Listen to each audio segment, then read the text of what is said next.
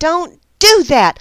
Got dandruff, some of it itches. You're not supposed to do that shit. Now my Spreaker just reset. Damn it. So, well, I guess the Spreaker people miss out on me singing to them. So there you go. You're okay. It's all good. Okay. I don't know. No, you don't know. No, you don't know. No, what? Cowboy. Let's see. Only guys can. Oh. I beg to differ, Frumpy. Okay, when I was younger, I was able to do that. Now it's no. unless you consider it in code. And I probably have to change my clothes. Dot dot. Okay. Settle down just a minute here so I don't get myself coughing, wheezing, hacking, sneezing. Don't want to do that. Okay. Oh, and thank you, Gary L., for sharing that over on Fakeybook. I truly do appreciate it. Okay, now I'm going to... Hi, Bill. I see you over here. And Darwin! Darwin is so cool. I know. I don't know what the hell that thing is. There's an alien critter. I shared a video of it over on Fakeybook, but I didn't look for it on YouTube because, well, I was at work. I'll put my Fakeybook link over here. And if you can see it, great. If you can't, sorry, I'll try and find it on Twitter. Or not Twitter. I'll try and find it on YouTube later. Okay, in the RLM, which is where you need to be. Asmo, my missionary man, is right up top because, well, that's where he likes to be. I also see Barman is here, and Barman is the most splendiferous bot in the whole wide world. Just saying. Also, the lovely Beth Z is here. Hey there, Beth. How you doing, woman? Cowboy Tech is in the house. I hope you're hearing pleasant voices, hun. As well as Grimner is here, who will be on later this evening with the lovely Moose Girl for the Freakers Ball because it is a Freaker Friday, and there's freaky celestial happenings this evening. So my rocket chair is just like the perfect place to be for this. Just saying. At least for me it is. I also see Kate is here. Hi, Kate. How you doing, sweetheart? How's things down in Texas? You know what? I had to open the showroom doors today. I mean, it was almost 80 degrees out here in the middle of the boonies in flyover country, and that is so unusual for February, but hey, am I going to complain? Not one bit. Tomorrow's supposed to be in the low 50s. People say they're messing with the weather. No, that is just typical Northwest Kansas weather. Don't like it? Wait 5 minutes. It'll change. Trust me. Also, let's see, who else is here? Alias. Hi, Alias. How you doing? I also see Chalcedony is in the chat. Hey, sweetheart. A double dip and a Chloe is in the house.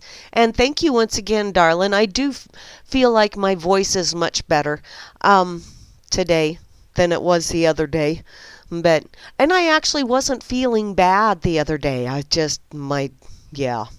Things were not working quite well yet. My body was still saying, you just got over the flu. Maybe you ought to chill just a bit. Oh, well. Oh, it's hot down there. Everything's hot in Texas, don't you know? See? Lovely Miss Kate. Well, see, you're 75 degrees, basically. So, booyah. Excuse me. Okay. Free Enslaved. Free Enslaved is down that state that if it was laying on its side, it would have to be banned because it looks like a gun. Florida. I also see Gary L is here. Hi, Gary L. How you doing, sweetheart? Give that lovely Gigi's Boo a hug for me, please. I also see I'm here. Woohoo! Bonus. Well, you know, if I wasn't here, then I'd be somewhere else being bored. No, actually, no, I wouldn't. I don't get bored. And if I do, I'm sleeping. I also see IB Don C is here. Hi, IB Don C. How you doing? Java Doctor 2 is in the house. Stop that. P. Bunyan is here, as well as Rob Works. Where's that bubbler, hun? Am I just not paying attention and I just didn't see you fired up? I needed a little drink of water. I think that helps just as much as my other stuff. Okay. Trust no one. Well, trust no one just really doesn't trust anybody. Hence the name, Trust No One. I like him much better when he's Darth Romes, because then I can do the whole dark voice. But, well, I just did it anyway. What? Probably no C? Oh, okay. Excuse me. Phantom, I see you, darling, as well as Dakota. And Frumpy is in the house. Hi, Frumpy. Yeah, I'm glad I tickled you. I didn't realize my reach was that far. GFF is here. I'm thinking that's possibly Surly. Damn it. Sunny beaches in California. That shit's gotta stop. Damn it. Because I said. Let's see. Jehovah 1. Yeah, Jehovah 1, do something about this shit, will ya? Make it stop. Juana Taco is in the house, as well as Kozu and Mental. Hi, Mental Pancakes. How you doing, sweetheart? You know, the one that's always serving up such scrumdiddlyumptious brain food. Nelson Dubois is in the house, or, well, at least he's logged in. I don't see him chitty-chatting, but he's logged in. North Force is also logged in, but I don't know that they're necessarily here. Hello, Rain. How are you doing, lovely lady? And I have finally made it to that sock puppet, who is just one crazy guy. That's just all there is to it. He's also down in that great state of Florida. Stats Bob is here, as well as Tip Bob. Not to be confused with battery-operated Bob. Don't you know? I also see Bill_ is here, and to round out the crew, the one, the only, the Woody Party. How you doing, hun? What is that? A W3 Schools online web tutorial. Oh, okay. Cool. Thank you, Barman, for doing that. I truly do appreciate it. Okay, let me see. Where did I want to go first? Okay, let's get the bullshit out of the way first. Okay? Just because I want to get that out of the way so that I can go find something fun to play with tonight. Because it's Freaky Friday and I got a weekend. And although tomorrow I have to actually be responsible tomorrow afternoon. So Flasheroonie, when you listen to this, as soon as we get done with the dork table in the morning, I'm going to need to do the whole podcast update, yada, yada, yada stuff. And then I'm going to have to haul ass. Because a friend of mine passed away last weekend. Well, Sunday, I believe. And they're having the service on tomorrow. So I gotta haul ass as soon as I get done with the dork table. I mean, I'll have time, but yeah. In order to actually dress decent and all that fun stuff. So, in any case, I gotta be responsible. I hate when that happens. That whole adulting thing. In any case, this is over on the WashingtonPost.com. Federal agents conduct sweeping immigration enforcement raids in at least 6 states. Well, now, see, they put that as sweeping immigration enforcement raids. Excuse me. They did not put illegal immigration enforcement on there. Why? Because they want it to get you pissed. You know, they don't want you thinking critically. Because there is a difference between regular immigration, which nobody really has a problem with regular immigration.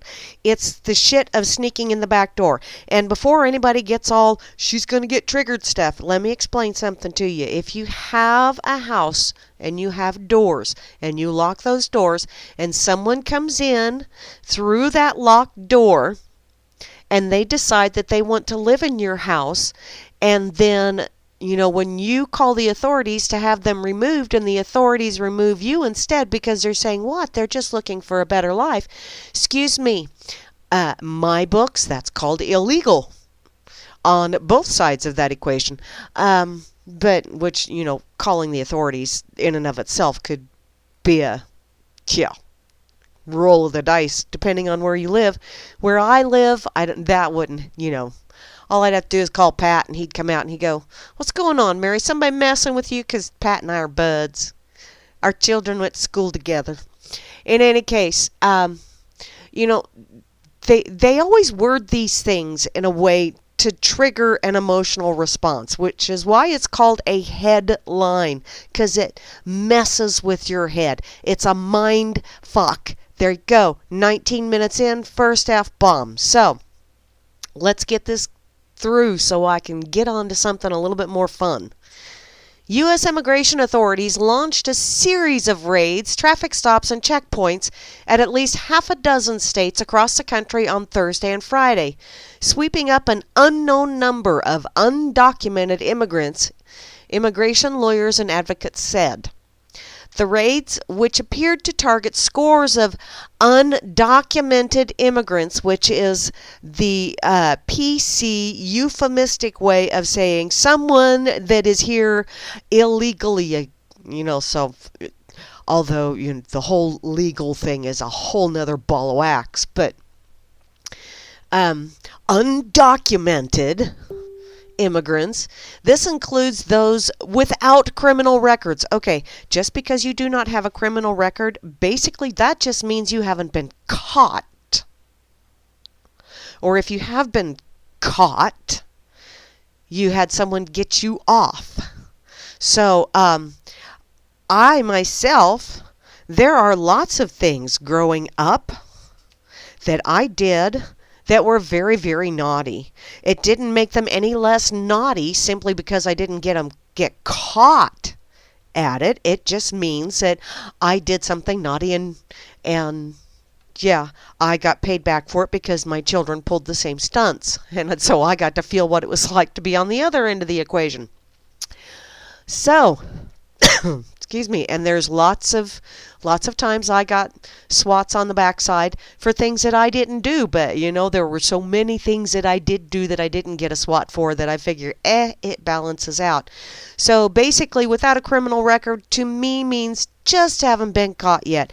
And just because you don't have a criminal record and you're here undocumented illegally doesn't mean that you're a totally innocent individual. Unless your parents brought you over when you were wee youngin'. In any case, I'm getting off on a tangent. Let's see. This marks the first large-scale episode of immigration enforcement inside the United States since President Trump's January 26 order to crack down on the estimated 11 million immigrants living here illegally. Had someone get me off? Well, Grammy, that happened at least twice because I had 2 children. Oh, wait, no, he just had to get off twice. That's right. Never mind. Yeah, he told me he was just poking fun and I took him serious. Go figure. Yeah. Moving along.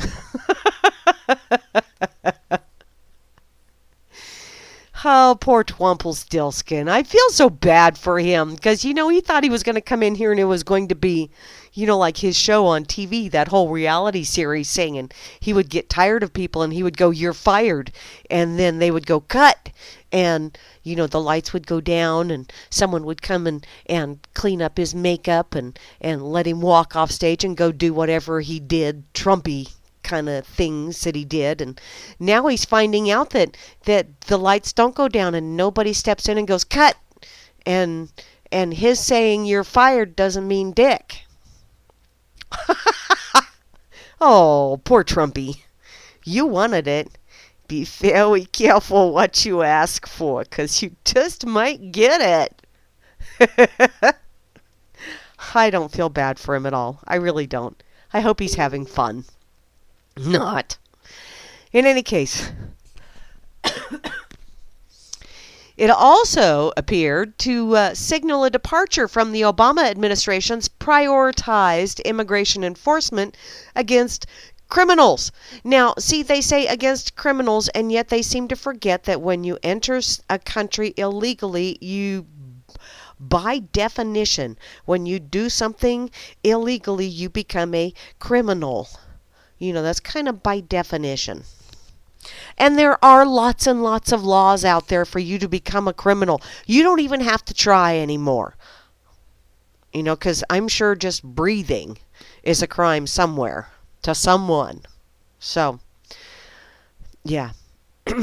He was focusing on criminals, whereas Trump is focusing on criminals. But the difference is that was Dangleberry and this is Trumples. Yeah, Dangleberry, and you got the big old Oompa Loompa guy with the bad hair job. Wow. Howdy Doody must really be envious.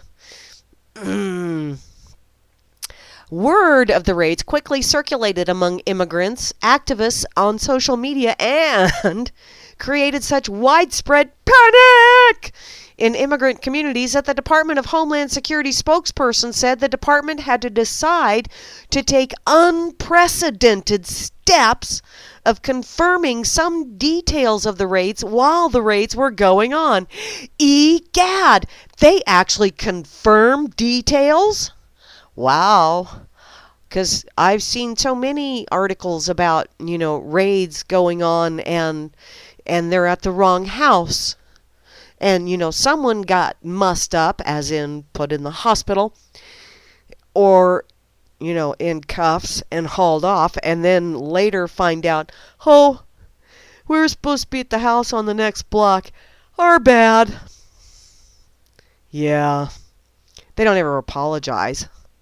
But, excuse me. Jillian Christensen, who is a spokesperson for the Department of Homeland Security, which oversees Immigration and Custom Enforcement, or ICE, ICE, baby. They confirmed that the ICE agents this week had raided homes and workplaces in Atlanta and Los Angeles area and 2 other cities that she declined to identify as part of routine immigration enforcement actions. Raids. It sounds so much more important, though, when you say immigration enforcement actions. More syllables, don't you know? But the immigration activists said Friday that they had documented ICE raids of unusual intensity in the last 48 hours in Vista, Pomona, and Compton, Colorado, as well as Austin, Dallas, and Pflugerville, Texas, Alexandria and Annandale, Virginia, and Charlotte and Burlington, North Carolina, as well as Plant City, Florida, and Hudson Valley region in New York, and even Wichita, Kansas. Holy crap, even in my state. They went to the wrong town. The one that's just south of me, about 90 miles. That's where most of them are. Just saying. Not that, and I'm not trying to be a mean and hateful person or anything like that, because I know an awful lot of people that are here undocumented. And I ask them, why don't you go through the process? Well, because it's faster this way. Ha ha ha. Okay. Well, I wanted to take out a loan for my house, but, there's all that paperwork you have to fill out, and, all the background checks and the credit checks, and so I just went and robbed the bank because it's faster. Same thought process, basically. I do seriously know some very nice, very sweet people, but they are taking advantage of a system that allows them to take advantage of a system. Putting that out there. There's also reports that ICE checkpoints targeting immigrants for random ID checks in North Carolina and in Austin. Well, you know what? Random ID checks are done so that you don't stereotype, or you can't be doing that shit because that's racism and that's biased. So if you just pull over people just for shits and giggles, then it's random, quote unquote. That's their story and they're sticking to it. The Trump administration is facing a series of legal challenges to his recent executive orders to crack down on undocumented immigrants and cities that appear resistant to his immigration policies. Okay, I got to put this out there. I keep getting told from people that, immigration is supposed to be in the federal government's purview. That is supposed to be the job of the federal government, is to keep the borders secure, to keep the nation secure, not to be the police officer of the whole damn planet, but to keep our borders secure. Which that's a very, very limited scope. Apparently they read it differently from the way I read it, but it's one of those semantic things where I'd like to smack them upside the head with some semantics and clear them out, but oh well. They don't listen to me, because if they did, I probably wouldn't be on the radio for much longer. In any case, the raid also come on the heels of a Thursday night decision by the Ninth Circuit Court of Appeals to keep a hold on Trump's travel and immigration ban of refugees and the citizens of 7 majority Muslim countries. Now, Dangleberry did the same thing. Didn't get quite the press, though, because, well, they like Dangleberry. There's something, I think it's colorist. I'm not going to say it's racist, because there's no frickin' such thing as racism or races. We are the human race. There are ethnicities and there are cultural differences. That's it. Because someone from Africa can marry someone from Canada and they can still make babies. In the animal kingdom, there are very few that are, excuse me, different breeds, so to speak, like horses. Horses and donkeys can make mules, but odds are mules are sterile. It's not like that, So people are people are people are people. It's not a frickin' race thing. Gonna get that out of there right off the bat. But this is a colorist thing, because obviously the press really likes brown or dark brown. I don't have a problem with brown. In the summertime, I try to get brown, and I wind up looking like a Grammy cracker.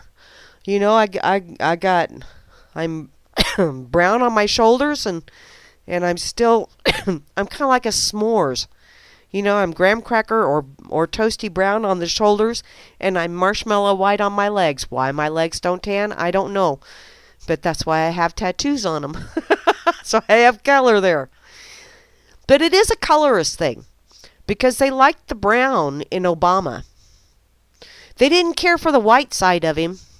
The creamy Oreo middle.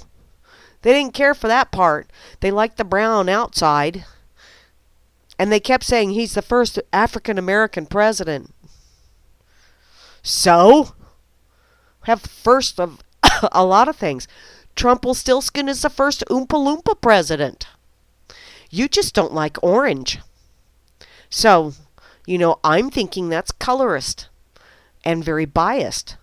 What's wrong with orange? I heard there was a TV show called Orange is the New Black. So, what the hell? What's going on here? I'm bored with this, by the way, which is why I keep going off on a tangent. What's that? Yes, Colorado is beautiful. Excuse me.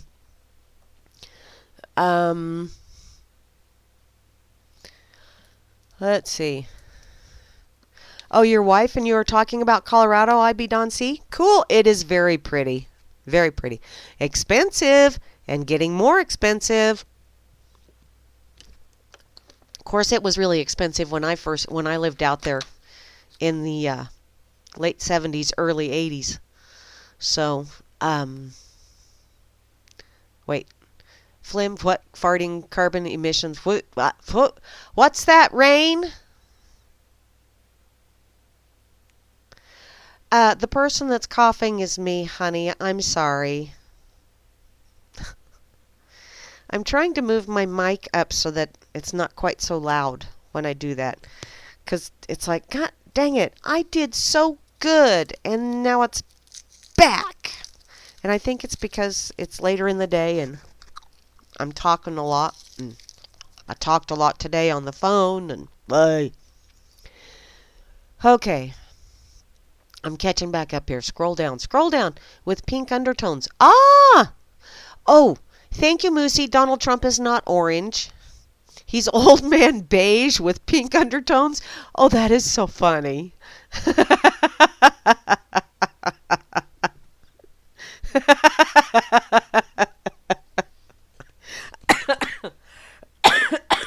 Oh, God.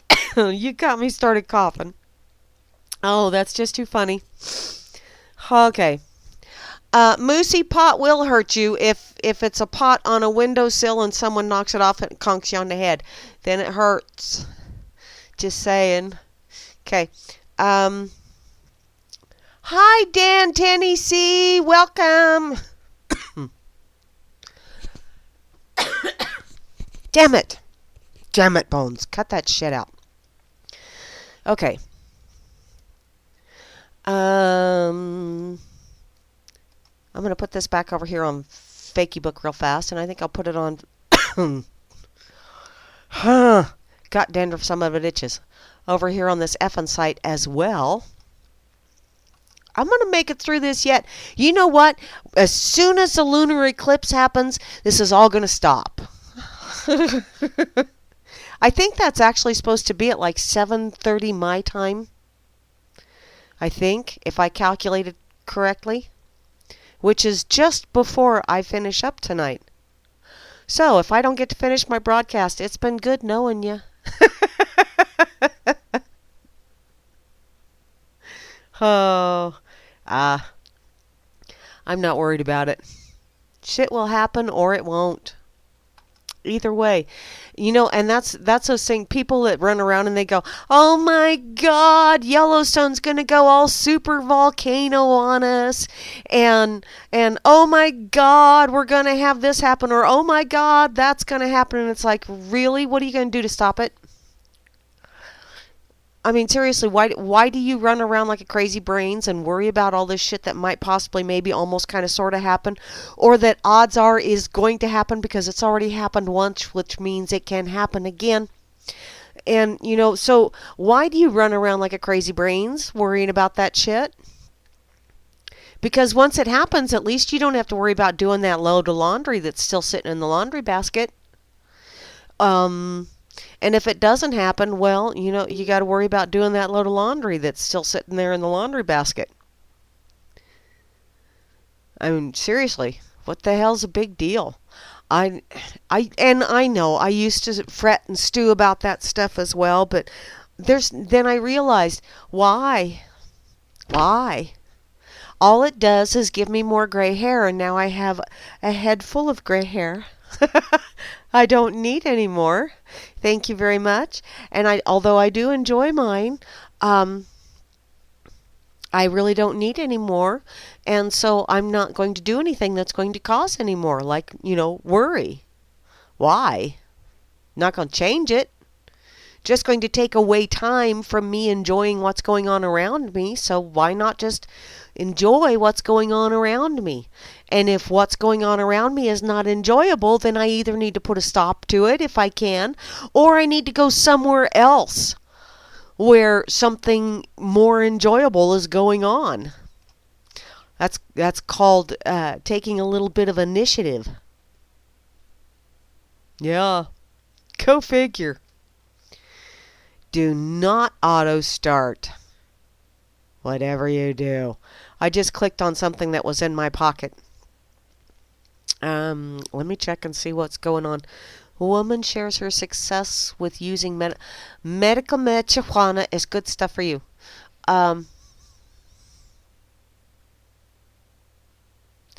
Jellystone is rewatting every 14 years. Dawn, honey, or not Dawn, Dan. I don't understand when there's that many consonants together that I've never seen together in quite that arrangement. Could you please clarify that for me? I would truly appreciate it. Oh, and you got Vinny splitting wood? Good for you. Make him earn his keep, damn it. Don't let him be a slacker. Okay, I'm going to go to this one. Because this is another one of those, and this is why it's a headline. It's an attention grabber. How do I know this? Well, it grabbed my attention. Squirrel. Record number of Americans are giving up their citizenship. I saw this morning when I opened up my Internet Explorer so that I could open up my corporate website. And I thought, oh, that's just too rich. I got to save that to my pocket. Because that's going to be good. And all I did was see the headline. Now, this is on MSN.com. It's from CNBC originally, but this post is on MSN. And I saw that and I thought, record number of Americans are giving up their citizenship. You know, that's really not hard to do, because how many Americans in the past have given up their citizenship? So, you know, it's how you collect the data and then how you word the results of that collection. That's the key here. That's part of that whole manipulation process. Get that mind fuck going on. Get your juices flowing. Get you pissed.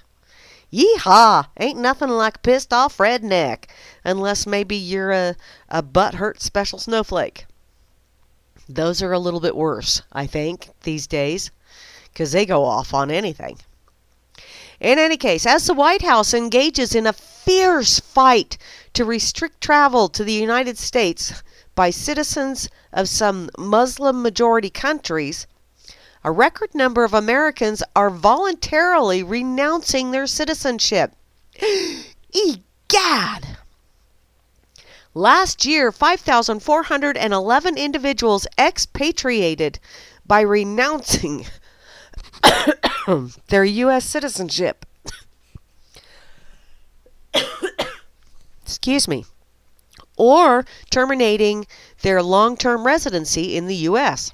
This is recent data from the Treasury Department.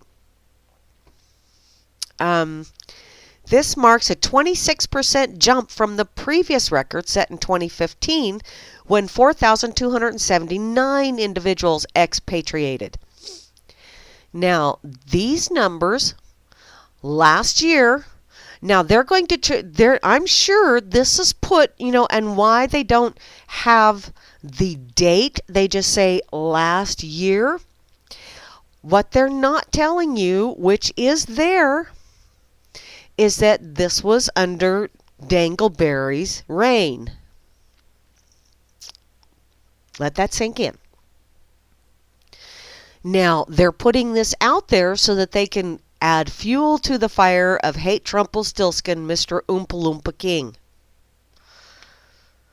Oompa Loompas actually are more intelligent or intelligible than Trumpels, but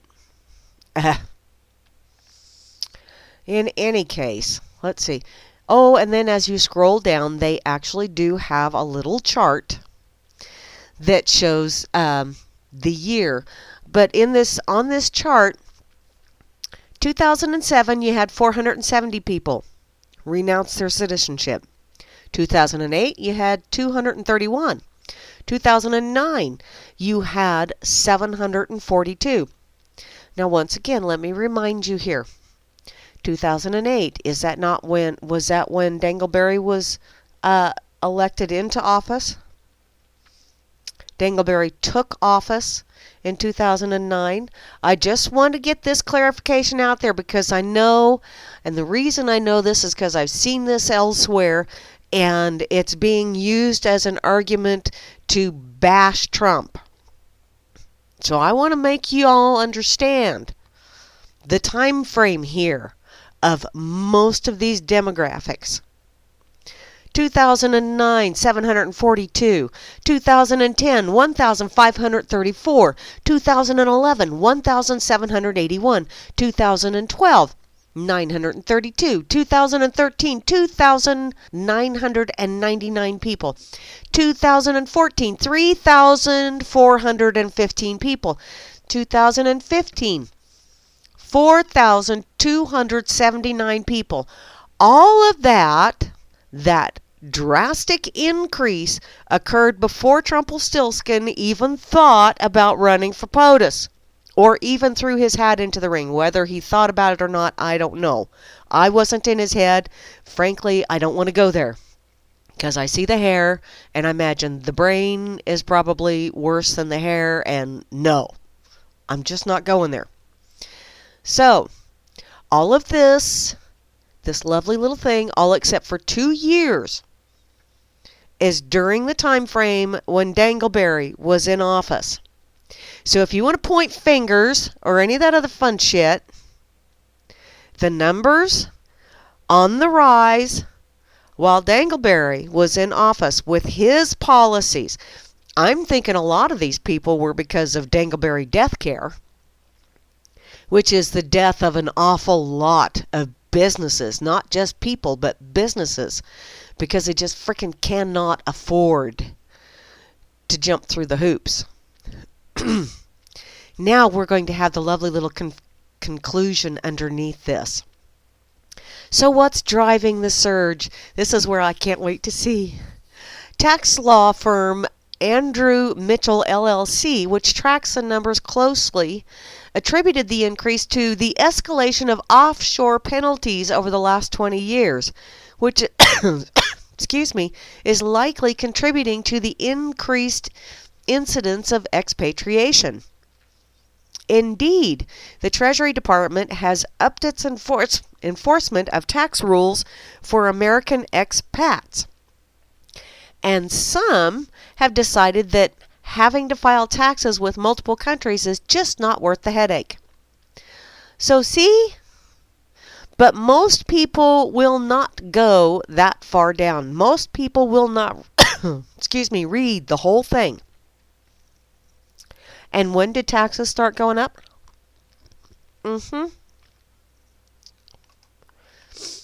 Taxes are all just extortion anyway.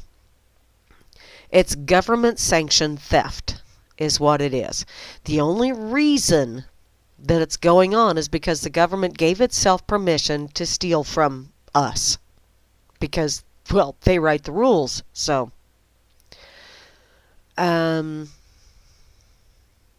Let's see. Okay, I'm catching back up here. In the chat. Dun, dun, dun, dun, dun, dun. Welcome back, Frumpy. Hey, Vinny. And no, Vinny, I haven't seen your bull riding video yet. I would like to, though. Okay. Now I'm going to go ahead and share this over on... Damn it. Over on the effing site.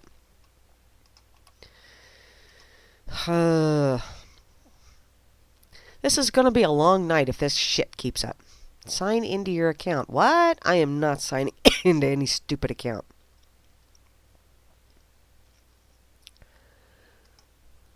What? I'll just share that. Heck with it. So. Now what? Who needs a driver?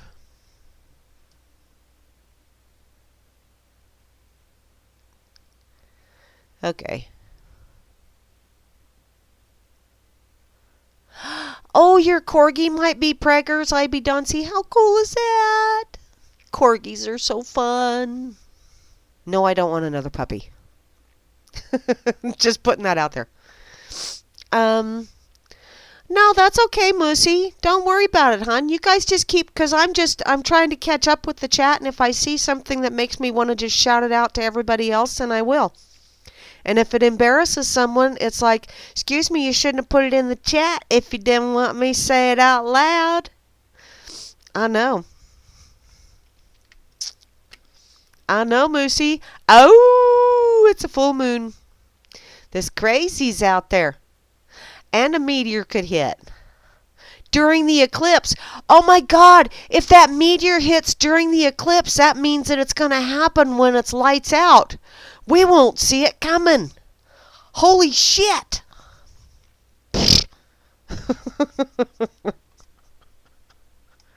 Hi. I'm not going to worry about any of it. I do think it's funny though, because I'm sick and wrong like that. Okay. Here is another one that my lovely brother Choey, who hasn't been in the chat for a while, mainly because he's still getting settled into his new home and all that fun stuff, and I think that's way cool, and I'm going to go and see him, I hope, next month. I'll be able to, well, I'm supposed to, because I already got volunteered by my mom to take her down there to see his home. So it's not one of those, I hope I get to go see, because I've already been volunteered. Thanks, Mom. Love you. Okay. From my brother Choey, or via brother Choey, this is from townhall.com. Responding to leftist protesters, self-protection, self-defense, and going feral. Which, yeah, that's pretty much what they have done. They have gone feral. So, on Inauguration Day 2017, a mob of howling leftists arrived at the campus of the University of Washington to prevent Breitbart editor Milo Yiannopoulos from delivering a scheduled speech. Why? Because they are so inclusive. How inclusive are they? They are so inclusive that they don't want you hearing a dissenting voice, because it might just make people not agree with them. And that's their version of inclusivity. Milo is a foreigner. He's a foreigner, one of them there damn foreigners, and a particularly flamboyant homosexual who is a provocateur par excellence. The consummate troll, Milo delights in shattering such politically correct icons as feminism, Black Lives Matter, Islam, gay activism, and the like, while gabbing about his black boyfriends. Thanks for sharing that, Milo. Oh, I just shared it too. He's also an unabashed Trumples supporter who affectionately refers to the president as Daddy. And excuse me while I go hack a hairball, because, wow. Oh, I'm glad I haven't had supper yet. Oy. In other words, despite his membership in more than one of the left's protected classes, Milo's political background has made him an object of the left's hatred. When 4 or 5 anti-Milo and anti-Trump thugs and self-styled protesters were protesting vigorously and forcefully, they began aggressively pushing and shoving an attendee at the Milo event and threatened peacemaker. The threatened peacemaker pulled out a gun and pulled the trigger. One of the aggressors was shot. Well, oops. I think if this, it works for cops. I think if this individual was in fear for their life, then they had every right to defend themselves. No charges were filed against the shooter. Interestingly, though, this episode received remarkably little coverage, even though it was captured on video. I suspect that there are at least 2 reasons to account for this. Firstly, The video clearly reveals the thuggish conduct of the anti-Milo forces. Most of those in the so-called mainstream corporate lay mass propaganda system are, after all, of the same ideological mindset as the latter. Thus, media apologists have an interesting investment in concealing from the public leftist activists' not infrequent outbursts of unprovoked violence. The second reason, however, that may explain the lack of coverage of this shooting is more interesting. It reveals to the world an all too rare instance of a Trump supporter fighting back against leftist agitators that clearly meant to do him bodily harm. Moreover, it shows this would-be victim defend himself by way of a legal firearm, which, excuse me, Second Amendment gives me permission, as if I really needed that permission, but it's supposed to guarantee my God-given, universal given, just by virtue of me being here, right to defend myself by any means necessary. I submit that while journalists and commentators, the overwhelming majority of whom are left-leaning Democrats, would have happily supplied ample coverage of the case of the Trump-supporting belligerents and say their minority victims hell, so badly did they want to cover such cases that they produced no small measure of fake news involving hoaxes. They do not want to depict the leftist demonstrator as the proverbial bully who got what he had coming to him. They do not want for those millions of Americans who reject the radical right-wing politics of the rioters, let's call them deplorables, to defend themselves, to meet the violence of the left with the same. Now, I'm somewhere along the way here. Radical left wing. Okay. A friend of mine, a man on the left, has on more than one occasion felt the need to underscore to me that not all leftists condone violence. Of course, I replied, this is true. Yet, equally true is all of the politically oriented violence presently on display, learn to read, in our country is emanating exclusively from the left. Nor is this a new phenomenon.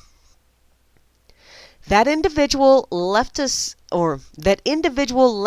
eschew violence is a good thing, to be sure, but that their ideology has historically been accompanied by aggression and bloodshed is a brute fact that demands an explanation. At the very least, decent or otherwise nonviolent leftists have an obligation to refrain from fueling the flames of bigotry by promoting hysteria and lies about their opponents. Preferably, they should loudly, resoundingly reject the violence whenever and wherever it occurs, and they should do so, doesn't make any difference who is committing it. Not just your special pet projects. You know, those that were calling Bush a murderer, baby killer, whatever the hell you want to call him, he wasn't the only one. Excuse me. Snowflakes is the current term of choice that many have given to those who refuse to accept Trump's election. Some of the latter lend themselves to this kind of ridicule.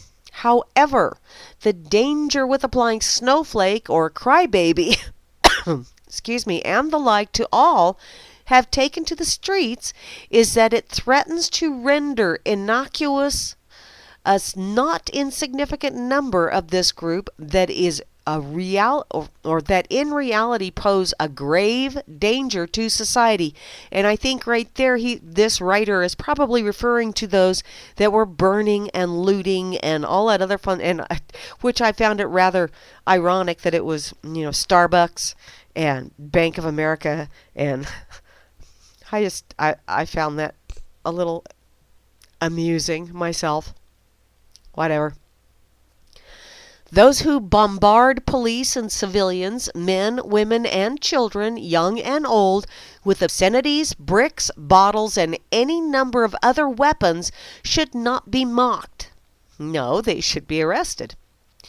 They must be dealt with accordingly. Okay, I just said they should be arrested. Those right-leaning commentators who continue to treat the phenomenon of leftist violence against innocents as if it was a laughing matter are guilty of acting as irresponsibly, as recklessly toward the members of their audience as they would be guilty of doing the same if they encouraged their children to laugh at the bullies who routinely assaulted and terrorized them for their lunch money. See, I had one person do that to me when I was a kid, but, growing up with 7 brothers, I learned how to make it hurt. I had it happen once. That's all it took. But that was a long time ago, too. They have not been quite so emboldened as they are now. This author goes on to say, I am not encouraging violence, but I am encouraging self-protection and self-defense. Which to me, violence means use of aggressive force with the intent to do damage, whether it be bodily damage or property damage. That is what violence is. So, using force is all well and good if you're using that force to either move something or if you're using that force to remove a threat to you. But using violence is never appropriate, I don't think. And see, there I am making a fine little distinction there that I'm probably going to wind up having to eat later. God only knows. I always wind up having to do that. Self-protection consists in avoiding those circumstances like mobs of angry, screeching, irrational people that increase one's odds of being in a physical altercation. It consists in a heightened awareness of one's surroundings. Self-protection, the avoidance of trouble, should always be the chief objective. If, though, due to no fault of one's own, one finds oneself without any option but to fight in self-defense, or perhaps in the defense of others, then one must do what must be done in order to get oneself and or others to safety. This may very well call on one to get downright nasty, which, yeah, I've had to do that a time or two in my life. It may call on one to become feral, which, I don't like that word when it comes to that. Because to me, feral is a wild, uncontrollable, which is what I see a lot of those protesters. It's a tragic commentary on the times that a survival guide for otherwise peaceful Americans is now necessary to deal with violent thugs suffering from Trump derangement syndrome, TDS. That even felt bad saying. Ugh. But this is no laughing matter, and the thugs promise to only become more emboldened if they are sure that those with whom they set their sights will be easy marks. The fuse to the powder keg has been lit. And you know what? We really need to just start calling them out on their bullshit and stepping up and going, back off, precious, or you're going to find out just exactly how precious you are not.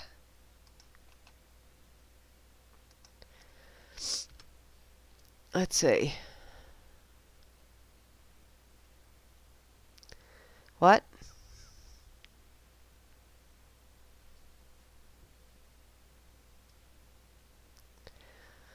Okay. Thank you, Gary L. Okay, just had what? What? Okay, I'm catching up here in the chitty chat. So, oh, tire pressure monitor systems. Yeehaw! Those are such a pain in the wazooby. Okay, I'm going to share this one over here on that effing side as well. Excuse me, damn it all. You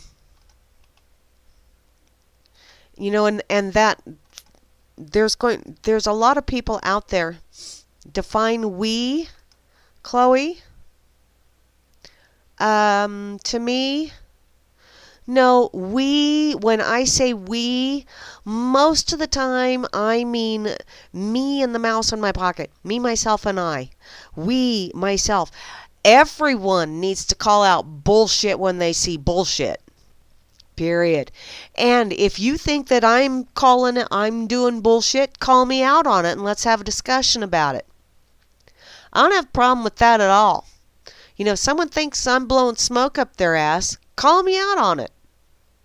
And let's have a discussion like adults. But if we cannot have an adult discussion about it, and even if we wind up not agreeing in any way, shape, or form, but if we can just come to the point where we can go, okay, let's agree to disagree. Cool. And then go about our merry way. And I'm not talking my way, but, you know, you go your way, I'll go my way. And, you know, don't discuss that again. That's how you do that. But I really do think, you know, if this country is going to get out of this mess, which, you know, country is such a massive scale. And it really is, everybody says that one person can't change things, but one person can change things for one person. Possibly two people. Sometimes 4 or 5, you know, depending on what you're doing, but people need to start acting more responsibly as a whole and taking responsibility for their own words and deeds. So says Grammy. You know, if somebody wants something, and you know that's the problem with the whole mindset that's been going on with Vinny, honey, quit blowing smoke up my bum, honey. Damn it, because you know you blow it up and everything that gets blown up comes back out, just saying. So don't do that. And yeah, Miss Kate, I am talking about the morons on both sides, because there are morons on both sides. It doesn't make any difference what group you're talking about. There's always going to be just a certain amount of them that are going to be instigators, that are going to be ones that always want to stir shit. And once again, I agree with the meme that I saw not too long ago. Those who stir the shit pot should have to lick the spoon. You want to stir the shit? Fine. Go ahead and stir the shit. But when it comes time to lick the spoon, guess who gets to do that too? Okay? So, and you know, if I'm going to have an argument, and I really do, I do appreciate it if someone points something out to me where I have maybe my thought process I hadn't seen from a different perspective, and then once I hear that perspective and it sinks in a little bit, and then I start comparing it to some of the other thought processes that I have, and I go, hey, okay, I can go along with that. You know, I'm not so self-important that I can't take in someone else's perspective and that I can't change my mind. Because quite frankly, I change my mind quite often. And I don't mind doing that because, minds are like diapers. They need to be changed quite often, especially with newborns. So, oh, Chloe, there are morons on every side. Every side. Usually those are the ones that I rail against the most because I know most people are decent, honorable people. Yeah, they're opinionated. Yeah, they can be obnoxious from time to time. Everybody can. Everybody has good and bad qualities, but you have some people that are just freaking overachievers when it comes to those qualities that are not quite so attractive in humanity. There are some people that really do excel at those. And those are the people that we need to be calling out. And we need to be telling them, we ain't putting up with your shit no more. And trust me, hun, you were not here for the town hall meeting when I called out one of our quote-unquote conservative representatives from Washington, D.C. And he gave me the standard D.C. shuffle. And I told him that's very illogical. Just because you've been doing it for 50 years does not make it right. If you know it's wrong and it's been going on for 50 years, just because it's been going on for 50 years doesn't make it any less wrong. It just means it made you too frickin' lazy to step up and go, "Excuse me, this is wrong. We need to stop this." I don't run for those positions because I don't want to be in charge. I don't want to be in charge of anyone but me and my critters and occasionally my grandchildren when they come to visit. I've been a mother. Don't need to do that again. I do not need to mother a country by any stretch of the imagination. And sock puppet, I have not had a burrito since Tuesday evening. So you're safe. Just saying. Excuse me. Okay, I gotta get this shared.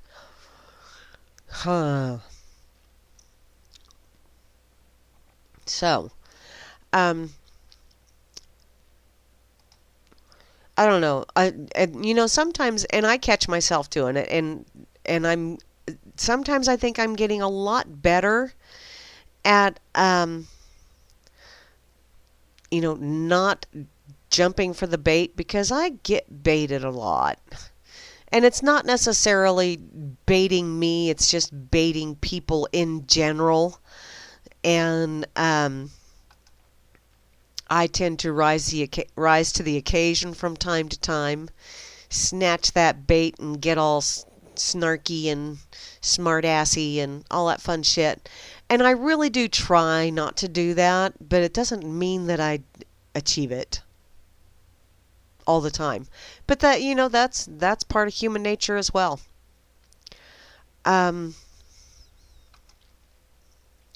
Just a minute. I'm checking out some comments over here on FakeyBook real quick. Okay. There you go. Now, back to... What? I did not do that. Yeah, I did. Pushing buttons. I'm pushing buttons. Y'all should be concerned. Be afraid. Be very afraid. Okay, I'm going to go back to my pocket. And then I think, you know what? I think I'm going to go to the pig. Because I talked with Hambo earlier today. Or not Hambo, Porcus earlier today. His computer's back up and running. He's firing on all cylinders. And he was full of snark this afternoon. And it's like, he's a snarky little bugger, ain't ya? Which, yeah. He is. Part of his charm. But, I'm just checking making sure I'm not missing anything really important in any notifications here. What?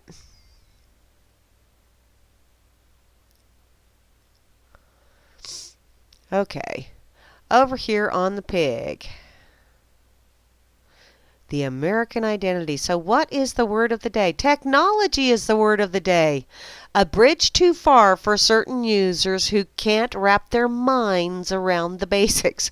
Ah, I resemble that from time to time. Okay, in quotable quotes today, allowing politicians largely monopolistic. Oh, monopolistic. It depends on where you put the emphasis, don't you know? Allowing politicians largely monopolistic. There you go. That makes a whole hell lot more sense, don't it? Control over education would be like placing convicted child molesters in charge of sex education. It's beyond insane. It's time for public education as we know it to end. That's from Dr. Hurd. I like Dr. Hurd. I like that quote. I really like that quote. I really think the government needs to get out of public education. If the public wishes to have a standard, then each area needs to control that. Because quite frankly, Common Core should have been, here's your sign. When the federal government looks to Abbott and Costello for a new way of teaching math, you know we're in trouble. You know we are. Clever, amusing, not right by any stretch of the imagination except for maybe in Abbott and Costello land. Or possibly it would work in a Marx Brothers movie as well. Okay. Over here on the pig, this date in history, February the 10th, 1893. And it came to pass that in the Big Apple a giant nose was born. When the rest of him emerged, his parents named him Jimmy Durante. Good night, Mrs. Calabash, wherever you are. You know, I'll bet you the delivery of that nose was a chore in and of itself. And this date in history, February the 2nd, 1897, only 4 years later, the egregiously liberal New York Times spin doctors display a heretofore undetected sense of humor by adopting the motto, all the news that's fit to print. Alrighty. Excuse me. So, that's all this date in history that they had over there today. Wow. It was rather slim. I'm thinking they probably had other things to contend with. Come on, don't give me this shit. Okay. I had a link in my pocket that when I clicked on the link, it doesn't pull anything up. It's like, what the hell? So I'm going to have to just read it out of my pocket. And somebody shared it over on the RLM the other day. And I thought, oh, cool. You know, and then when I clicked on the link and I saw right there up top one of my favoriteest restaurants in the whole wide world, I just had to put it in my pocket for later perusal. So, best and worst fast food chains that use antibiotics. Ranked. Number 1. Well, they have an image of Chipotle Mexican Grill right there. So I was like, booyah, I love Chipotle Mexican Grill. Papa John's is living up to their motto of better ingredients, better pizza. The chain is the latest to ditch chicken that has been raised with human and animal antibiotics. As the first national pizza chain to do so, Papa John's will oversee that its poultry is antibiotic free, as well as fed a 100% vegetarian diet. This is by summer of 2016, which, wow, that was last year. Wow. Currently, the chicken used in their grilled pizza toppings and in their chicken poppers are given antibiotics to accelerate growth as well as to cure sick animals a more common incidence when raising poultry in sizable flocks. Following the ranks of restaurants like Chipotle and McDonald's, companies like Papa John's are acting in response to the rise in consumer demand for antibiotic-free meat. A recent survey conducted by a group of public health and environmental organizations found that almost all of America's chain restaurants use beef, chicken, and pork that's been routinely treated with antibiotics. And advocates say that the continual use of these drugs helps create bacteria that's immune to standard antibiotics. Now, what I want to point out here, not just for the animal thing, but this gets passed on in the food chain. Just want you to understand this here. So as you eat food, you eat meat that came from animals that were treated with antibiotics. Now those and if there are any kind of bacteria or something along the road, your body keeps getting inundated with all of this stuff. And superbugs, when they do show up and they get into the human arena, then you're pretty much screwed. Because you've been dosing yourself and getting yourself to the point where antibiotics don't work for you anymore. Your body will build up an immunity to it as well. And then those bugs will slam your ass. This is not a good thing. They should not be doing this. What can we do about it? Let them know. As consumers, the consumer voice really is very powerful if it's used properly and used without violence. Let's see. So, and hey, guess what? The potential result, the next time you get really sick, there may no longer be a drug that can make you healthy. See, didn't I just say that? While agriculture conglomerates claim that routine antibiotics help maintain the health of animals, and the CDC says antibiotics should be used in food-producing animals only under veterinary oversight and only to address animal health needs, not to promote growth, many advocates refute that position.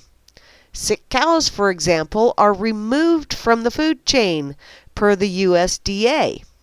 And in fact, the antibiotics actually help the animals grow faster, packing on pounds so that they're ready for market sooner. So it's bada bing, bada boom, get that buck quick. Fortunately, some restaurants like Papa John's have already taken a leadership position against this potentially harmful farming method. So where does your favorite restaurant stand? Here's the report down below. In the antibiotic report for, let's see, every menu item at McDonald's ranked. Oh. Okay, let me see here. So, antibiotic report grade A. We've always commended Chipotle for the integrity of its ingredients and the flexibility of its menu, despite the recent E. coli scare. And they've offered antibiotic-free meat and pork for years. Founder Steve Ells has testified before Congress in favor of reducing antibiotics given to farm animals. In response to the report, Chipotle has every right to brag. Excuse me. While many people are still starting or are just starting to pay attention to the issue, they say, we have known for a long time that it's the right thing to do, and we're pleased to see others taken even small steps to curb antibiotic use in livestock. So, and that whole getting them to grow faster and get them on the market faster and all that other fun stuff. Farmers complain because they can't get a decent price for whatever they put out there in the market. I understand that complaint, living out here in farm country.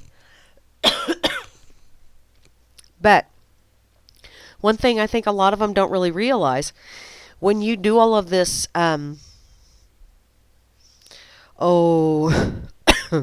antibiotic stuff, excuse me, the antibiotics, the doing the Roundup Ready corn, and whatever else there is out there, the use of Roundup on wheat so that you can get it to ripen faster, so that you can get it the test weights higher, and you can get it to market quicker, and you have larger yields. What they don't realize, because they go, man, I had the most awesome yield. That section over there, I was averaging 80 bushel an acre, which is really pretty good. Pretty good, especially out here. And they're bragging about all this shit till they get it to market. And the markets tank. And you know why the markets tank? Number one, a lot of countries aren't taking our wheat. A lot of countries aren't taking a lot of our grains anymore. Another reason is because there's a glut on the market now. There is such a good crop. The high test weights. Why? Because they used Roundup just prior to harvesting so that they could speed up the color turning of the wheat. So, you're using chemicals to speed it up so you can kind of sort of cheat the system just a wee bit, as opposed to, letting nature take its course. And if they let nature take its course without doing the Roundup, just let things ride, harvest when it's ready to harvest because of nature, then sure, you're not going to have the 80 to 90 bushel an acre. You might have 65 to 70. But it's going to be wheat or whatever grain.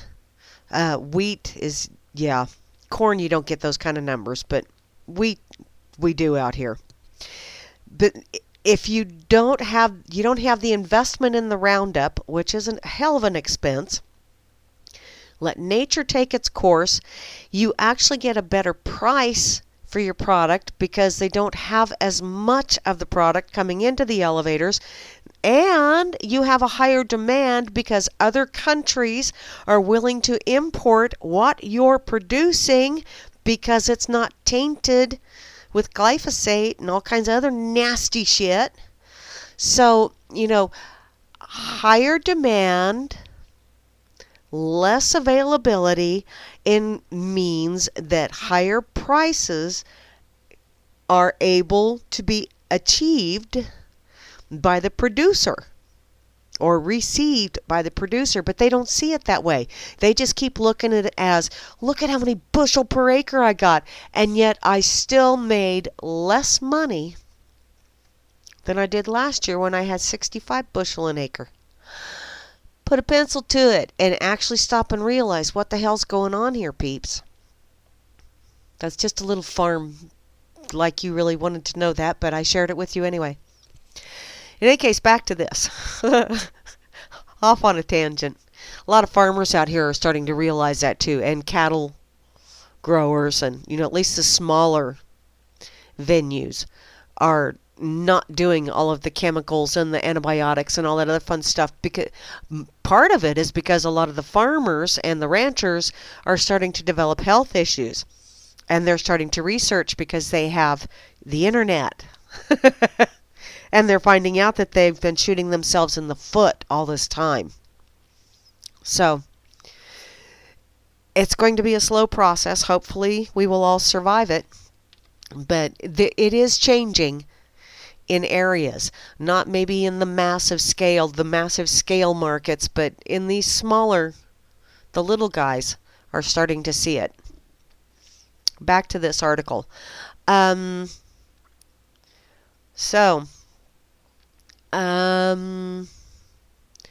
Chipotle got a report card of an A. Panera got a report card grade of an A. Dunkin' Donuts got a report card grade of a B. Looks like. Am I seeing that right? Chick-fil-A ranks among the best of the country's major fast food establishments, and thanks to a line of low-calorie chicken sandwiches and an impressive roster of healthy sides like yogurt and parfaits and various salads, they get a B grade because they've committed to serve only antibiotic-free chicken by 2019. Now that's a couple more years down the road. I don't think I would have been quite so generous with that B. I would have given them a C because they're still 2 years down the road. Excuse me. Let's pick up the pace here a little bit. If you put the demand there, the supply will meet it. The producers will produce what you're demanding. You just got to demand it. Putting that out there. Let's see. I'm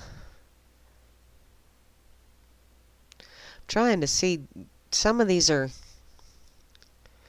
not exactly clear. And if I could pull up the freaking article, but it's not letting me pull up the original. Damn it. Damn it. Subway does not fare quite so well. You scroll down here, which that doesn't surprise me. I'm not real crazy about Subway anyway.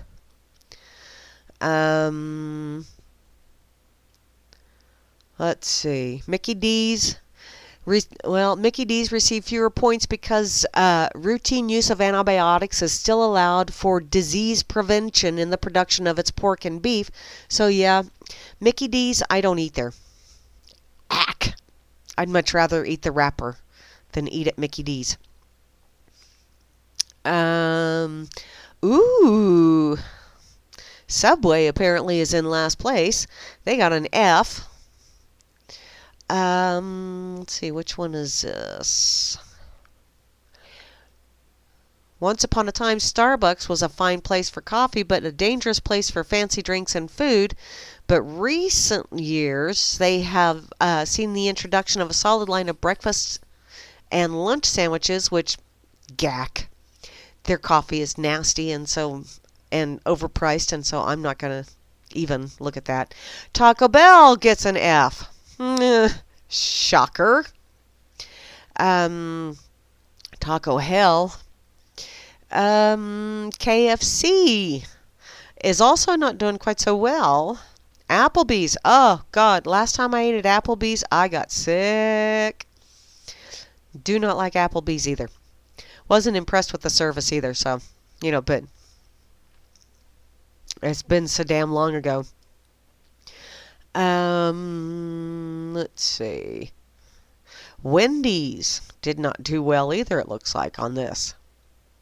And Pizza Smut. What? And Boyka King. God dang it. I wish I had I wish I coulda, woulda, shoulda. Best and worst. Why in the heck? This won't let me.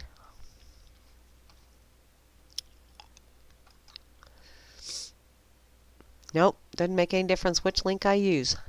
Won't pull it up. So, Gary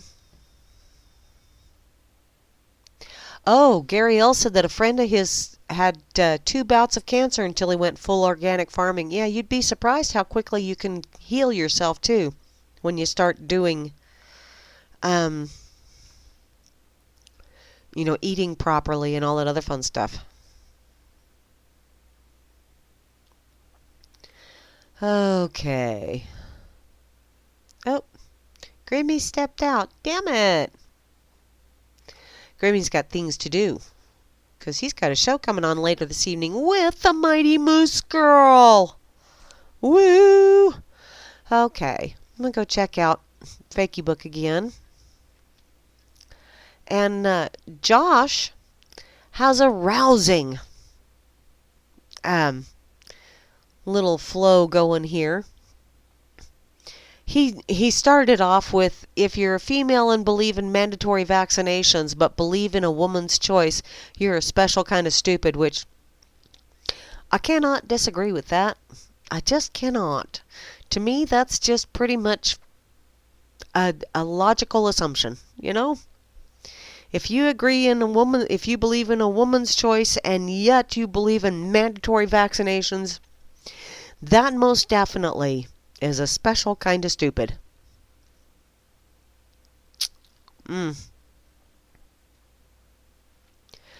Okay. So, let's see here. What else is going on? Hi, Darren. Long time no see, sweetheart. I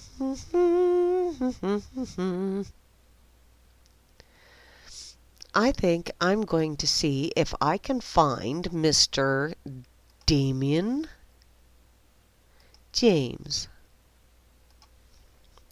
I want to see if he's got anything.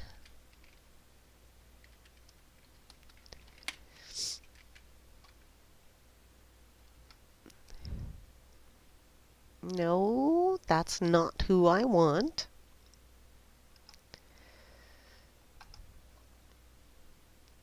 Let me do this.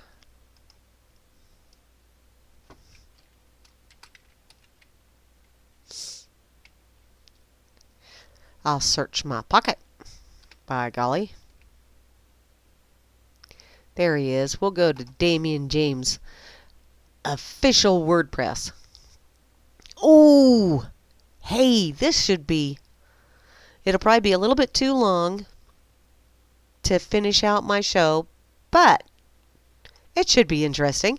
He weighs in on the Ninth Circuit Court, where constitutional ignorance and fantasy reign supreme. Oh, mincing words is not necessarily his forte. Okay, so if you've been following the news regarding the political system recently, you might have heard about the uninspiring development of a court battle between the Trump administration and the members of the Crybaby America, Minnesota and Washington specifically, regarding his executive order pertaining to a temporary ban of immigrants coming from 7 Middle Eastern countries. In this most recent round, the idiot jerk-offs of the Ninth Circuit Court issued their ruling from what appears to be a random shit pulled out of their ass, instead of anything resembling legitimate reasoning, of which I'm a huge fan. Anything directly related to legislative interpretation or applicable judicial precedents. Ooh, well. Those seem like adulting kind of things to do. Wow. Since I decided to waste 30 minutes of my life by reading the entirety of the 29-page ruling by the court, I figured that I should pick this moose turd apart for being the fraudulent pile of crap that it is. Author's warning: if you don't like reading voluminous, yeah, let's say this right, voluminous posts that mock and destroy idiocy while using the occasional naughty word, here's your chance to bail. Oh no, Damien, I'm not bailing on you, hun. I love you. I really do. I've got a massive Grammy crush on you, child. You're probably entirely too young for me, but I got a massive Grammy crush going here. So, to expedite this discussion, I figured that I'll just quote their text, which is available, and point out the serious flaws in the logic of the court's arguments. First off, the court explains the arguments that Minnesota and Washington make regarding the legality and unconstitutionality of the executive order. Wow, I've been pointing that out for a while. Excuse me, and apparently nobody else has been paying attention. Now someone pays attention. Let's see if they are actually using it legally and properly. So, Washington alleged that the executive order unconstitutionally and illegally stranded its residents abroad, split their families, restricted their travel, and damaged the state's economy and public universities in violation of the First and Fifth Amendments, the INA, the Foreign Affairs Reform and Restructuring Act, the Religious Freedom Restoration Act, and the Administrative Procedure Act. Washington also alleged that the executive order was not truly meant to protect against terror attacks by foreign nationals, but rather was intended to enact a Muslim ban, as the president has stated during his presidential campaign that he would do. It goes on to say, the states argue that the executive order causes a concrete and particularized injury to their public universities, which the parties do not dispute are branches of the state under state law. The only problem with this is that their case should be thrown out on the existence of the Immigration and Naturalization Act, INA, of 1952, which they claim was violated. This is absolutely absurd once you look at the text of the law in question. In the INA, it directly states, whenever the president finds that the entry of any aliens or of any class of aliens into the United States would be detrimental to the interests of the United States, he may by proclamation and for such period as he shall deem necessary, suspend the entry of all aliens of any class of aliens as immigrants or non-immigrants, or impose on the entry of aliens any restrictions he may deem to be appropriate. Wow, even I understood that. This should not have been enough to throw out the case.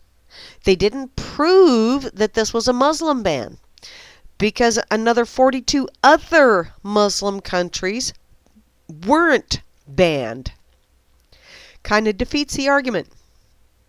And the president has the authority to suspend immigration on whatever grounds he deems necessary to protect the United States.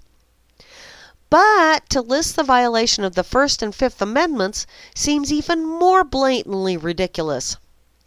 The First Amendment states that Congress shall make no law respecting an establishment of religion, while the Fifth Amendment states that no person shall be held to answer for a capital or otherwise infamous crime, nor be deprived of life, liberty, or property without due process of law. For one, POTUS Rumpelstiltskin is not Congress. It should have been obvious in his title. He issued an executive order dealing with immigration, which is his responsibility as POTUS under the INA. Second, contrary to popular and stupid belief, he is not making a law that is directed at a religion. As POTUS, he can't make laws. Read the Constitution, assholes. See, I love the way Damien talks. He makes my heart go pity-pat. And, no, there isn't a stick figure drawing version available, so you don't have to develop reading comprehension skills. Yeah. So in other words, you have to learn how to read. And two, the bans are blanket in nature, and they affect everyone coming from those 7 countries, regardless of religion. The order also requires any exemptions to the order be individually vetted by the Department of State. There are 7 countries that were targeted by an executive order, and they were targeted because of lapses in each country's government immigration procedures and security, and were identified by Obama's administration as countries of concern. There are 49 majority Muslim nations, and if the ban is aimed exclusively at Muslims, Trump seems to have missed quite a few of the relevant countries and 82% of the Muslim population. So the First Amendment doesn't apply. Secondly, immigrants and refugees aren't being punished by a court system or any other U.S. agent. They aren't being imprisoned, fined, or tortured by the U.S. government. And it's not even a total and eternal ban on entry. They are simply being denied entry to the United States until the vetting procedures for the immigrants and refugees from those countries are reviewed to identify potential procedural security flaws that might allow dangerous individuals in. Lots of mights, maybes, possiblies, almost kind of sortas in there, but hey. Which means the Fifth Amendment doesn't apply. Now see, that's a very firm thing to say. Doesn't apply. And probably more concerning for the rest of the world is this notion that those idiots in Washington, Minnesota, and the Ninth Circuit Court seem to believe that the U.S. Constitution has legal authority over the residents of every nation, and it takes precedence over that nation's own laws and statutes as to what rights are granted to their citizens. And even more bizarre, that all it takes is for anyone, anywhere in the world, to simply want to go to America for those rights and protections, excuse me, to be immediately granted. Talk about power-hungry, imperialistic dickweeds.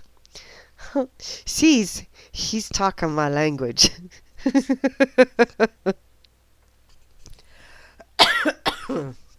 Excuse me. As for the Foreign Affairs Reform and Restructuring Act, or FREEKER, the Religious Freedom Restoration Act, RFRA, excuse me, and the Administrative Procedure Act, APA, that the Washington and Minnesota Attorney Generals claim were violated by the executive order. This is where it becomes even easier to just toss the case, since it's clearly a waste of the court's time. I mean, come on. Everyone knows that FREEKER bars the use of funds for the involuntary return by the United States of a person to a country in which the person has a well-founded fear of persecution on account of race, religion, nationality, membership in a particular social group, or political opinion, except on the grounds recognized as precluding protection as a refugee. This would require proof of said circumstance by each immigrant/refugee, which means vetting those individuals. The very process that Trumpelstiltskin wants to verify as being appropriate and conducive to national security. Ding, ding, ding. And since everyone has clearly been informed that RFRA states that the government shall not burden a person's exercise of religion by law, so they're talking about Congress here because Congress makes laws, not the executive branch, unless that burden is necessary for the furtherance of a compelling government interest. And so long as the rule is the least restrictive way in which to further the government interest, we can clearly see that this doesn't apply. There is nothing in the executive order that mentions or restricts the practice of Islam. So it again doesn't apply. The APA doesn't apply to the executive order either, because the APA has to do with the way administrative agencies may purpose and establish regulations. Dang it.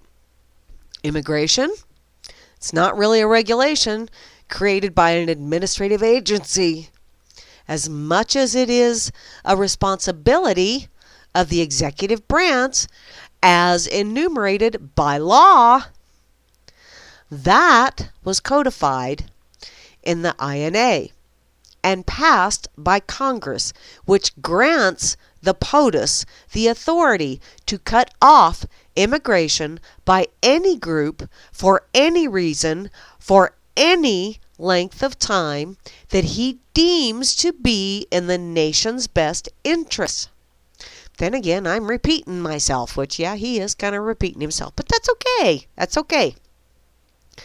So now that we've successfully destroyed the entire justification for the lawsuit, it's probably time to switch from mocking the blatant ignorance displayed by the attorney generals of the states of Minnesota and Washington in regard to the immigration law and the Constitution and start mocking the Ninth Circuit Court. Because if you're a rational, reasonable, and sexy individual like myself, oh, hi. Hi, Damien. How you doing? I'm just going to take your word for that, hon. So what the court issued as their rationale for their decision will similarly blow you away with just how full of bullshit these judicial activists can be. Grammy, yeah. Earl Grey with honey and lemon sounds absolutely amazing, and I think I'm going to put a little bit of ginger in there as well. I didn't have time when I got home, or I would have fixed me a cup of tea before I got on the radio. So I'm getting by with lozenges and water. And I really was doing so much better until I started doing radio. Go figure. In any case. Let's see, where was I at? Excuse me. So, after they list the hokey and blatant erroneous links to laws and constitutional amendments that don't really apply to the executive order, the court excessively defends the legitimacy of the state's case. Specifically, how the states suffer. I didn't know a state could suffer. Or is a state an individual? Is the state a living, breathing entity that can suffer? Let's find out. In typical idiot fashion, they started vaguely citing some sort of portion of some important document, like in this case the Constitution, specifically Article 3, where the court is granted jurisdiction to hear cases and controversies, and pretend that the rest of the document doesn't exist. And then they start their little journey into Fantasyland.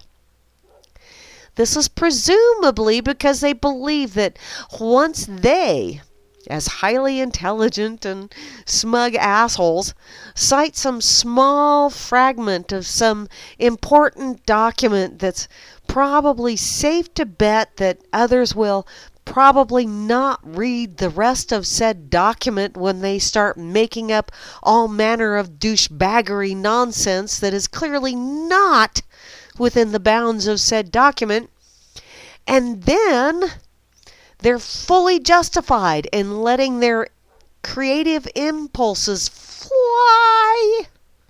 So let's just see what else old Constitution might have to say on this matter, shall we? Grammy, do you mind if I go over? Because I'm really enjoying reading this. And I know I kind of did a faux pas kind of bugger up. Or anybody else on the RLM chat. If you don't mind me going over, because I don't have anybody coming right after me. So, I'm going to keep going. I'm liking this. I'm learning something here. And Damien's talking to me personally.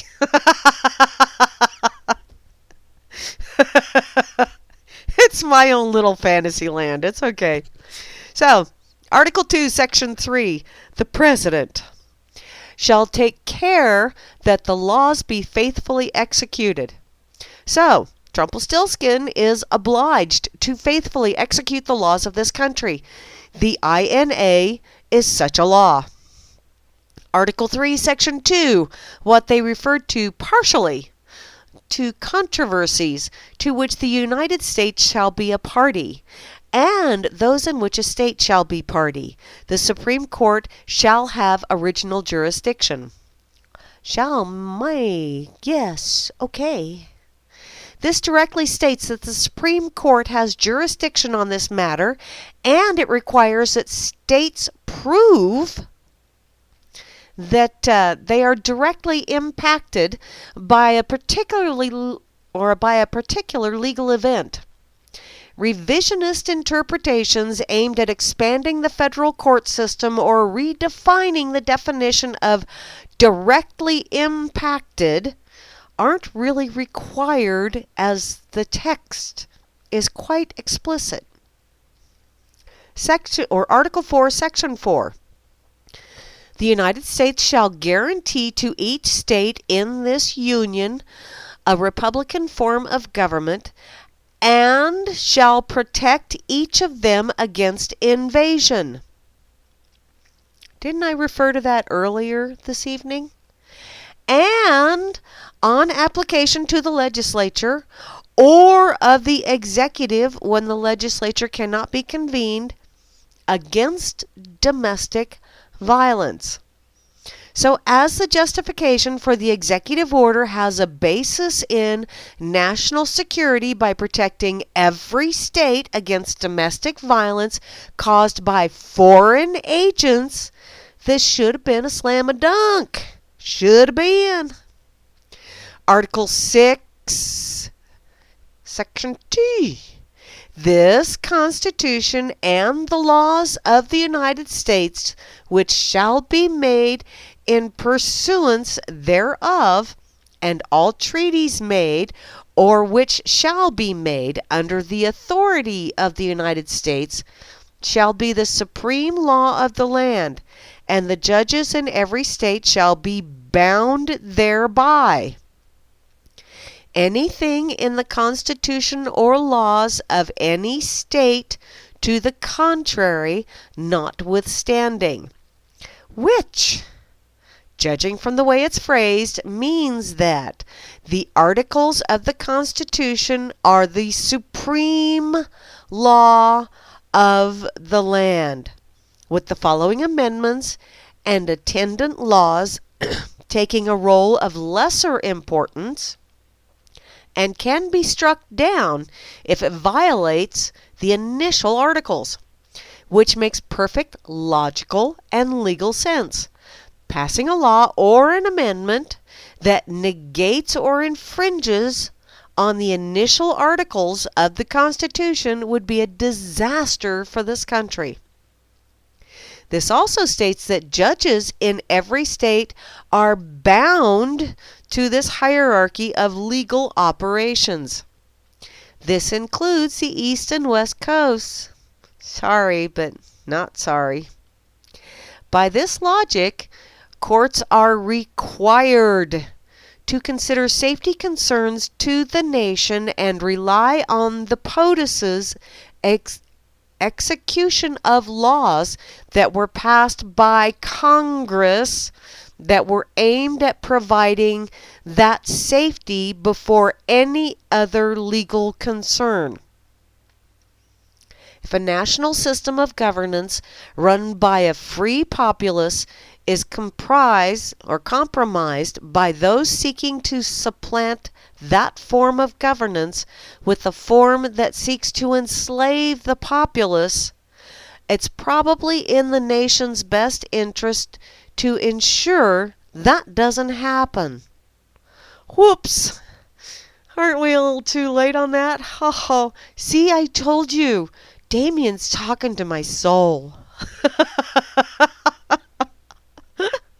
I love the way this kid writes. So, see what I mean about selectively picking out special passages while conveniently ignoring others in some important document? People do that with the Bible all the time too. Pay attention. Quoting these little passages might make you look smart initially, until someone who's read the full text explains how you're full of shit and taking quotes out of context. So after the Ninth Circuit Court bastardized and took the Constitution out of context or just blatantly ignored large sections of it, they proceeded to argue that the states face concrete damages due to Rumpelstiltskin's executive order. Except they don't offer any legitimate proof that the damages are actually concrete and that the damages can be directly attributed to the state's suffering. They claim that individuals and families would be hurt, and that because these individuals are hurt, that it is incumbent upon the state to take up said grievance and are within their rights to assume the mantle of suffering. Well, if you wish to assume my suffering, I'll hand it over to you. You want to suffer?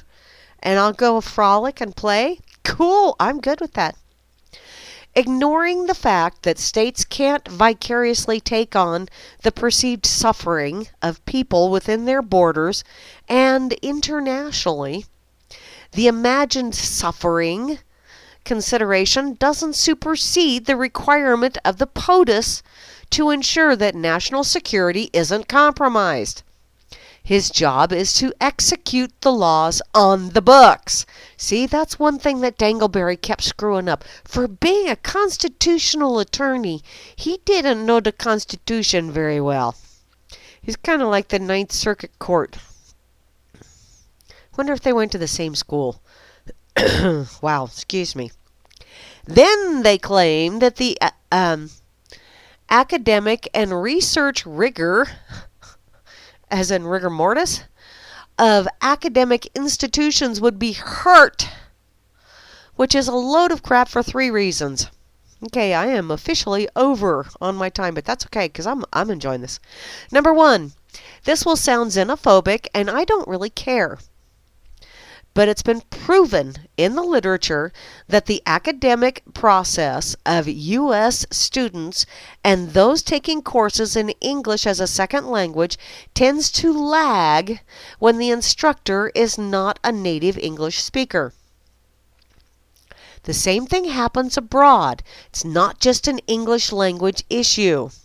So while I could blame it on thick accents, which is partially true due to different inflections and pronunciations coming from speakers of different nationalities, or, Damien, if I'm reading it and have a verbal faux buttle. Just putting that out there. It has more to do with the cultural differences in how they prioritize educating their students versus personal achievement, aka research and career development, as well as the attitudes of some cultures have regarding Westerners and those of different cultures. Number 2, there are plenty of highly qualified instructors in every academic discipline from around the world. Hell, some of them might even be American PhD holders. To claim that professional and research quality will suffer is being excessively melodramatic. A loss of Middle Eastern professors from those 7 countries can just as easily be countered with Middle Eastern professors from the other 42 predominantly Muslim countries that are not affected by the ban. And C, I love the way he does that. Academic institutions temporarily not having some students and professors from some Middle Eastern countries is neither a large enough nor concrete enough damage to the states to offset national security considerations. They simply do not equate. They don't. So,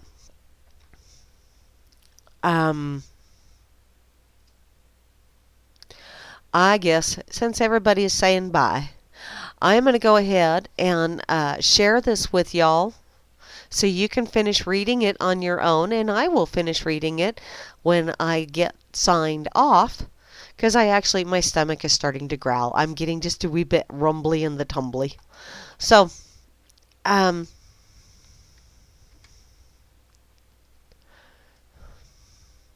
wish who'd settled in Iceland. Okay. Actually, they give him a lot more than what? Oh, Vinny. Vinny, hun, you are easy. That's all there is to it. Oh, well, y'all been listening to Grammy's Rocket Chair here on this Freaker Friday evening here on RLM Radio. That's rlmradio.xyz is one site. RealLibertyMedia.com channel 3 is another, which actually when you click on that, it takes you to the rlmradio.xyz. We're also on the TuneIn RLM radio station, the RLM Internet radio station, the RLM FREEKER channel, and later to be on the RLM YouTube channel and the RLM SoundCloud channel. Thank you, everybody, for listening in. Be sure to check back later because Grimmy and Moose Girl will be here with the Freakers Ball later on. That's okay, Grimmy. Everybody else was saying thanks because they're just so used to it was time, so I may as well just get the hell out of here and go and fix me something to eat so my stomach doesn't start growling and have a competition with my hacking and wheezing. And then y'all will be going, geez, Grams, we thought it was bad enough when you were doing the fart machine. But in any case, also, Chloe has new weed. Chloe? Oh, well. Yeah, Freaker's Ball later on this evening. Be sure to check it out. Grimmy, if you ever do get a chance to talk to Solomon, I know you had said at one time that you didn't think he was going to call back, but if he does, say hey to him for me. I kind of miss Solomon. He always had such wonderful reasoning going on. In any case, tomorrow at 11 o'clock my time, which is Central Time, noon Eastern Time, that is if we're still here, if that big meteor doesn't take us out, I will be joined by Flasher Rooneyhead, or Flash Dork, Flasher Dork, whatever you want to call him. He's a dork. Or he'll be hostaging me. Is that what? He'd be kidnapping me. We'll be doing the Dork Table tomorrow morning. And directly following us will be Rob Works with Smoke and Mirrors. That's, I'm sure, going to be extremely interesting and informative. Always is. Directly following Rob Works will be Kira with The Bridge. And then tomorrow evening, excuse me, at 8 o'clock Eastern Time is Bo Diddy with some bodacious tunage. Then Sunday at noon Eastern Time is Grimner with the Blues and hopefully a rousing game of trivia that I won't win over in the RLM chat. And then, directly following Grimmy will be Hal Anthony, where he's going to take yo ass behind the woodshed, open up a can of whoop ass. So, please don't be a cricket. Listen in. Or if you're going to be a cricket, just be really quiet and listen in. And pay attention. Take notes. Hal knows his shit. Then, Sunday evening, at 7 p.m. Eastern Time, will be Gary L. and Gigi's Boo with The Road Less Traveled. Awesome information on that one as well. I truly enjoy that one. I will be back next week, Wednesday, same wackadoodle time for the more of a wackadoodle version. Hopefully a less croupy, coffee, hacky, wheezy. Seriously, I was doing a lot better until I got on the radio. Shit. Oh well. I will be back and listening in to the Freakers Ball. But until then, y'all have an absolutely awesome evening. I truly do love you all.